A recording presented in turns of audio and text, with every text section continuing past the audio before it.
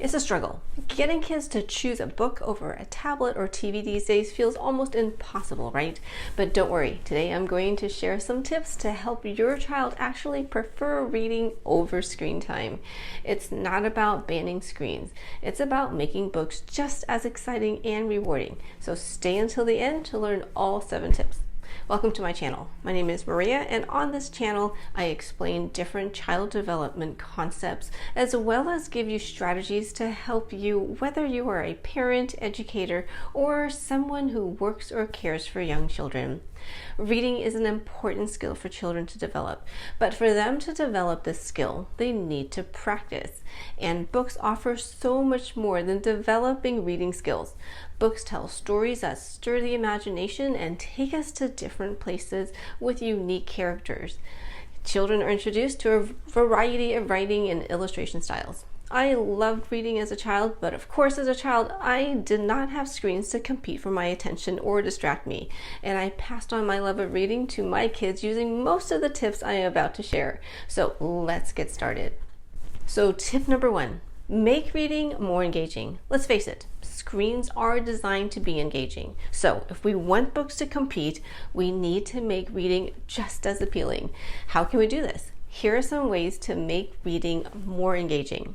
Make it interactive. Ask open-ended questions about the story and let them guess what happens next or act out scenes together. Use funny voices and facial expressions. Kids love when you get silly. Turn reading into an experience. Build a blanket fort, grab some snacks, and create a reading adventure, or create some costumes to act out the scenes. When reading becomes more than just sitting with a book, it becomes a fun activity they'll want to come back to. Tip number 2, create a screen-free zone. Set up a special place where screens aren't allowed. This could be a room or a section of a room or a certain time period such as meal times. If it's an area, have books available on a bookshelf or a table or a clear bin. Also, for designated spaces, you can add cozy pillows, soft lighting, and maybe even a beanbag chair. Keep a variety of books within easy reach. Picture books, comics, and other types of books. Anything that gets them interested. Bonus tip, let your child help design the space. Go shopping together and get budget-friendly pieces for their reading area, or repurpose old furniture pieces or other items for your screen-free zone. If they feel like it's theirs, they'll want to spend more time there.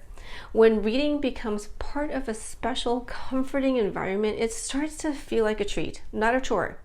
Tip number 3, set gentle limits on screen time. We don't have to eliminate screens completely, but setting healthy limits helps balance things out. Create a routine where screen time is limited, but reading time is encouraged. For example, 30 minutes of screen time equals 30 minutes of reading time. No screens during meal times or before bed, but books are allowed. If your child protests, frame it positively. We're not taking away screens, we're just making more room for books and other fun activities. The goal is to make reading feel like a natural part of their day, not a punishment for too much screen time. Tip number 4, let them choose what to read. Giving kids the power to choose their own books makes a huge difference. I remember for my children, going to the library was a regular outing, and I would always let them choose the books they wanted to read.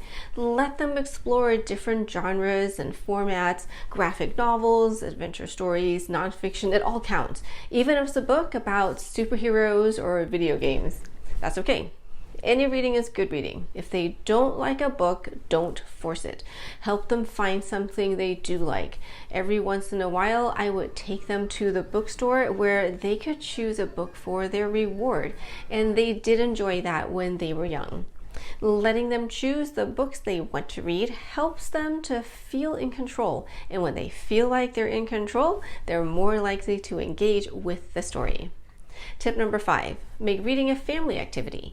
Kids learn by example, so if they see you choosing a book over a screen, they'll be more likely to do the same. Try a family reading time where everyone grabs a book and reads together, even if it's just 10 to 15 minutes. Then make it social. Let them share what they're reading with you. ask questions and show genuine interest, or when the children are young and not reading on their own yet, gather the family and read a picture book or a part of a chapter book together and talk about it. When the kids are older, you can try a family book club. Read the same book and talk about it together. When reading becomes a shared activity, it creates connection and kids will associate books with quality time. Tip number 6. Reward reading without punishing screen time. Positive reinforcement works wonders, so reward reading habits and activities. You can create a reading chart or journal where they can track books they finished. Then, when they hit a milestone, you can offer small rewards, maybe a special treat or an extra bedtime story, but avoid making it feel like a bribe. The goal is to build internal motivation, not just work towards a prize. Celebrate the effort, not just the result. If they try to read, that's already a win. And tip number 7, be patient and keep it positive. Not every child will fall in love with reading overnight, and that's okay. Be consistent in your efforts. Help to develop a habit of reading. If they struggle, take a break and try again later. If they prefer audiobooks, that's still reading. I have learned that everyone has their own reading style. I have and will always like having a book in my hands where I can turn pages. Some people, like my husband, prefer to listen to audiobooks. I can't do that, otherwise I will fall asleep. Keep the pressure low and the excitement high. The goal isn't to create a perfect reader, it's to create a lifelong love of books. If you found these tips helpful, give the video a thumbs up. What tips would you like to try to help your child? Do you have other tips that you use at work? Please share them in the comments below. Also, share your favorite children's book. It's great to get good ideas from others.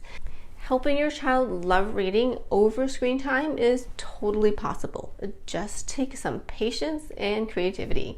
Please subscribe for more content about the application of child development concepts.